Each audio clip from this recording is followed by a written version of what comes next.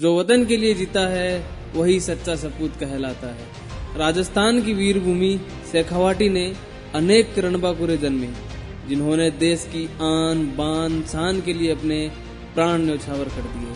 जब कोई सिपाही वर्दी पहनता है तो वो सिर्फ इंसान नहीं रह जाता, वो बन जाता है एक चलता फिरता राष्ट्र। आज की कहानी है एक ऐसे शेर दिल फौजी की जिनकी शहादत ने पूरे देश को गर्व से भर दिया।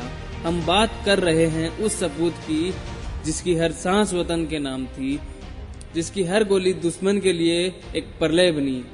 कभी माँ की गोद में खेलते हुए बच्चा, कभी वर्दी पहनकर सीमा पर खड़ा जवान, और फिर एक दिन देश की मिट्टी पर रक्त से लिख गया अपना नाम।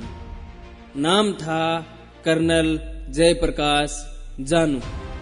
दिन था 22 जनवरी, साल था 1955। राजस्थान के झुंझुनू जिले का एक छोटा सा गांव मोहनपुरा, यहीं पर जन्म लिया था श्री ख्यालीराम और किशोरी देवी के लाल जयप्रकाश ने। किसान पिता के घर में जन्मा एक ऐसा बालक जिसकी आंखों में हमेशा एक अलग करने की चमक थी। वे अपने माता पिता की 8 संतानों में से एक थे। बचपन से ही अनुशासन, सच्चाई और साहस उनके स्वभाव में था। शायद इसीलिए 1966 में 1966 में वे सैनिक स्कूल चित्तौड़गढ़ में दाखिल हुए, जहां उनके भीतर का सैनिक तैयार होने लगा।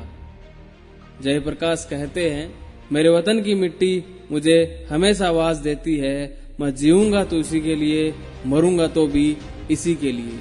1973 में वे नेशनल डिफेंस एकेडमी पहुंचते हैं और फिर 15 दिसंबर 1976 में मात्र 21 साल की उम्र में बिहार रेजिमेंट में लेफ्टिनेंट के पद के रूप में कमीशन हो जाते हैं। अपने 3 दशक से अधिक के सैन्य करियर में कर्नल जानू ने देश के विभिन्न रणनीतिक और संवेदनशील क्षेत्रों में सेवा दी। उनका सैनिक जीवन आसान नहीं था। कर्नल जानू ने लद्दाख, सिक्किम, पंजाब, बेलगांव, सियाचिन, हर मोर्चे पर देश के लिए लड़ाई लड़ी। हर मोर्चे पर मजबूती के साथ खड़े रहे। बेलगांव में वे कमांडो इंस्ट्रक्टर भी रहे, वो कोच जो एक आम सैनिक को भी फौलाद बना दे, जो सैनिक फिर हर घातक मिशन के लिए भी तैयार रहता है। हर सैनिक उन्हें बॉस नहीं बड़ा भाई कहा करते थे। और फिर साल आया 2001, उन्हें 120 इन्फेंट्री बटालियन टीए की कमान मिली। उनके साथी कहते हैं, साहब हमेशा सबसे आगे चलते थे, कहते थे देश पहले है, बाकी सब बाद में। हर मिशन में जान जोखिम में डालकर टीम को बचाते थे। फिर दिन आया 1 मार्च 2001, जम्मू कश्मीर के अनंतनाग क्षेत्र में एक खतरनाक ऑपरेशन के दौरान उन्होंने एक घातक आतंकवादी हमले का डटकर मुकाबला किया। जब उनकी टुकड़ी को सूचना मिली कि आतंकवादी क्षेत्र में छिपे हैं, तो कर्नल जानू ने स्वयं मोर्चा संभाला और नेतृत्व करते हुए आगे बढ़े। अनंतनाग, जम्मू कश्मीर। खबर मिली आतंकवादी पास के गांव में छिपे हैं। कर्नल जानू ने कहा, मुझे देश ने खून बहाने के लिए नहीं, खून रोकने के लिए वर्दी दी है। मैं मेरे किसी भी सैनिक का खून नहीं बहने दूंगा। हम छुपेंगे नहीं, हम दुश्मन को वहीं खत्म करेंगे जहां वो छिपे हैं।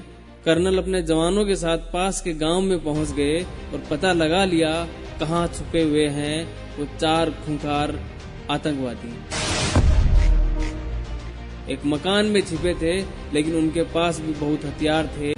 कर्नल जानू को एक नहीं कई गोलियां लगती है, लेकिन वे डटे रहे।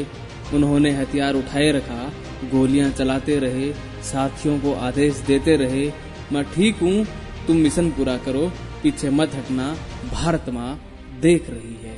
कर्नल जेपी जानू गिरते हैं, लेकिन फिर उठ जाते हैं और फिर गिरते हैं, और फिर एक और भारत माँ का लाल वीर गति को प्राप्त हो गया।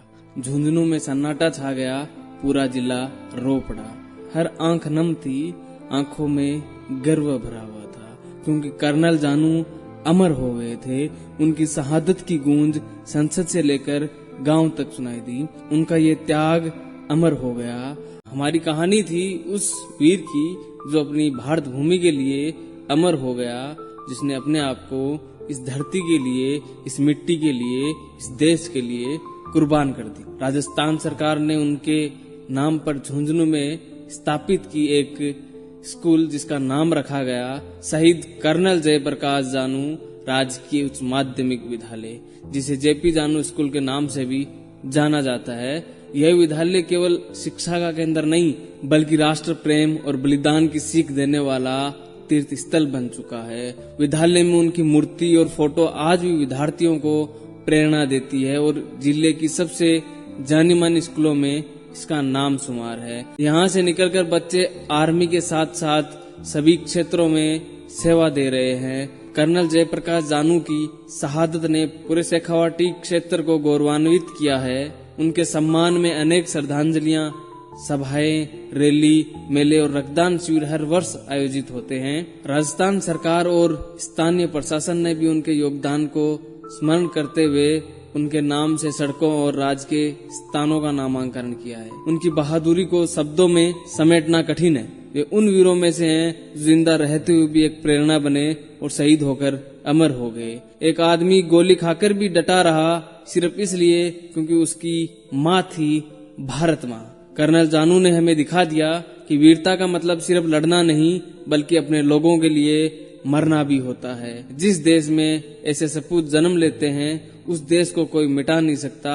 आज हम कर्नल जानू को नहीं, उनके विचारों को याद कर रहे हैं, उनके बलिदान को याद कर रहे हैं, उनके जीवन की प्रेरणा को जी रहे हैं। कर्नल जानू की आत्मा आज भी कहती होगी, मैं गया नहीं हूँ, मैं हूँ हर उस तिरंगे की सलामी में, मैं हूँ हर उस बच्चे की कसम में जो भारत माता के लिए जीने और मरने के सपने देखता है। आज हम चैन की नींद सोते हैं तो याद रखिए कोई सीमा पर हमारे लिए जाग रहा होता है।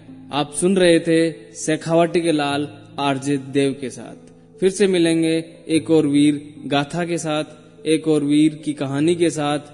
जय हिंद, जय भारत।